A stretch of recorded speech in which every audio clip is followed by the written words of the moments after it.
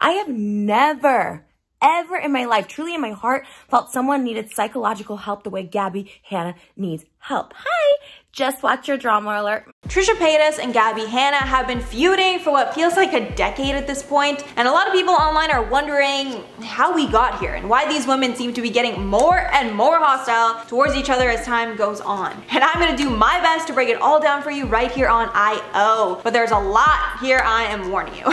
Hey, what's up everyone? It's Mackenzie here, and today on the channel I'm gonna be filling you in on all the tea that we know about why Gabbie Hanna and Trisha Paytas seem to hate each other. But before we get into it, like and sub below. Also check out our playlist of other news like this right up there. So this all started back in November of 2019 when Trisha uploaded a video as a response to an Instagram story that Gabbie made. In the Instagram story, Gabbie asked her Instagram followers if it was wrong to tell a friend that the person that they were in a sexual relationship with had a quote incurable STD, if you were pretty sure that they had one. Since Trisha knew this situation was about her, Trisha made an explosive video called Why I Don't Trust Gabbie Hanna. In the video, Trisha exposed that Gabbie told Trisha's ex, Jason Nash, that Trisha had herpes, with Trisha saying that she doesn't, and it's terrible that Gabbie would spread a rumor like that when it has literally nothing to do with her. With Gabbie responding that she only told Jason because she wanted to protect her friend, and it wasn't gossiping because she only told Jason. Then Gabbie DiMartino got involved, because in another video Trisha called out DiMartino for telling Gabbie Hanna that she didn't like her, when that wasn't true, and Gabbie DiMartino apparently just said that to shut Gabbie Hanna up. After that, Gabbie Hanna berated Trisha with texts. So I know all the Gabbies are confusing, I'm confused too.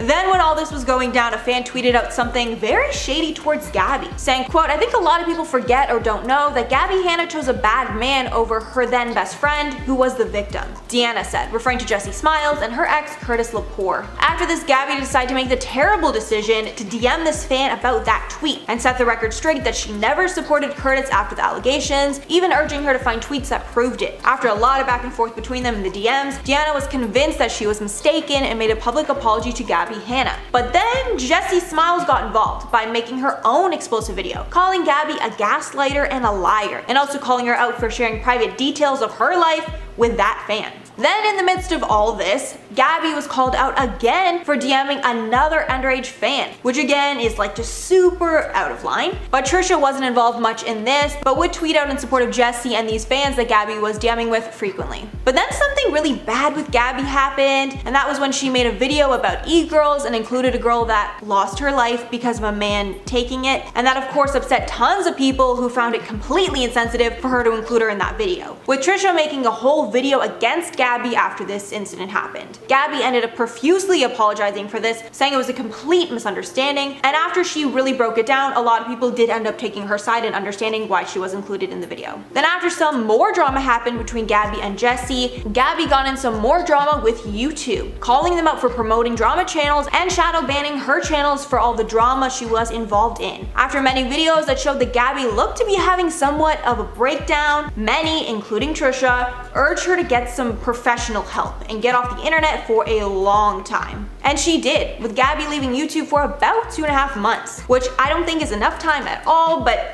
that's a whole other story. Gabbie came back to YouTube with a long video clarifying a lot of things about the reason she left, and saying she wants to come back to a nice happy place and doesn't want to be involved in any drama anymore. And remember that because it's going to be relevant in a second. But she contradicted herself quite a bit near the end of that video when she said she was going to be releasing a single soon and it would be about Trisha Paytas. Then Gabbie went on Drama Alert and had an interview with Keemstar where it was a little more shady, and she said it's quote kind of a diss track, which like Gabbie, like why? Like Trisha is the last person that you want to get in beef with, because she will, like, she does not let anything slide. She will make 45,000 videos about you. Like, hasn't she learned her lesson about getting involved with Trisha by now? But I digress. So Trisha obviously fired back on all of her platforms, making a video about her called Gabbie Hanna Leave Me Alone, You're effing creepy as hell. In the video she called Gabbie straight up psycho, saying she needs help badly, and that Trisha is genuinely afraid of her because of how obsessed Gabbie is with her. Then she tweeted out that she just wants to be left alone and to go to a psych ward after she releases her shitty song. Gabbie then responded back to this saying, quote, I guess I just got confused because in June of 2019 you said you'd be honored if I wrote a song for you and called me a lyrical genius. But I really think you'll love the song and feel it embodies you in a really powerful way. Let me know if you want to see the video. I'm posting it tomorrow first. I'll send it. So here Gabbie is clarifying that the song isn't actually hate, it's just a song about her.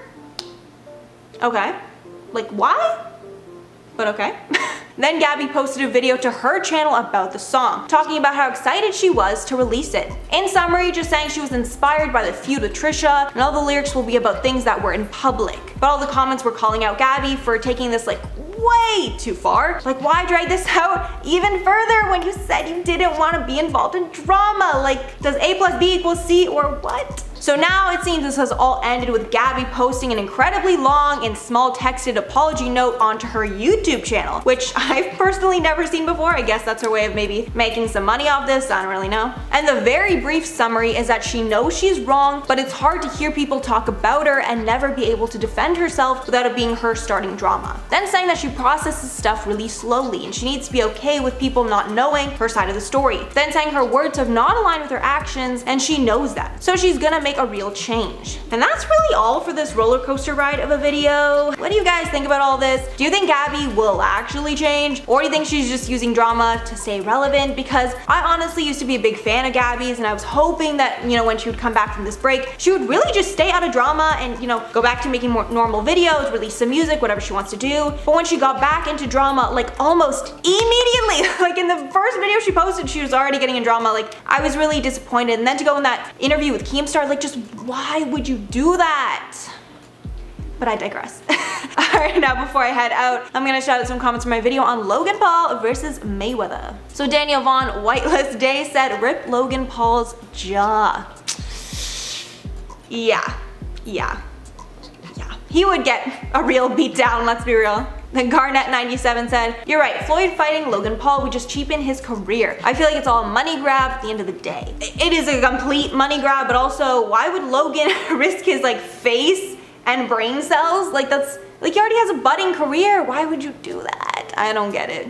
Then Francelina, BTS Army Mom, said, "So the Paul brothers do not want to live anymore? If so, please seek help. Mayweather and Tyson would not be tempted to knock these fools out in the first few seconds of that round. This is one fight I cannot miss." Yeah, I mean, even though I said in an earlier video, like, I wouldn't be all that down to watch another Logan fight because the last one kind of bored me. I mean, come on, if he's fighting Mayweather, like, even I'd watch, like, everyone would have to watch it. Like, that's that would break the entire internet. So I've heard some reports coming out that it's actually not true, but I don't know, Logan's been saying some stuff, so if it's true, I mean, the internet will explode. I think that's a fact.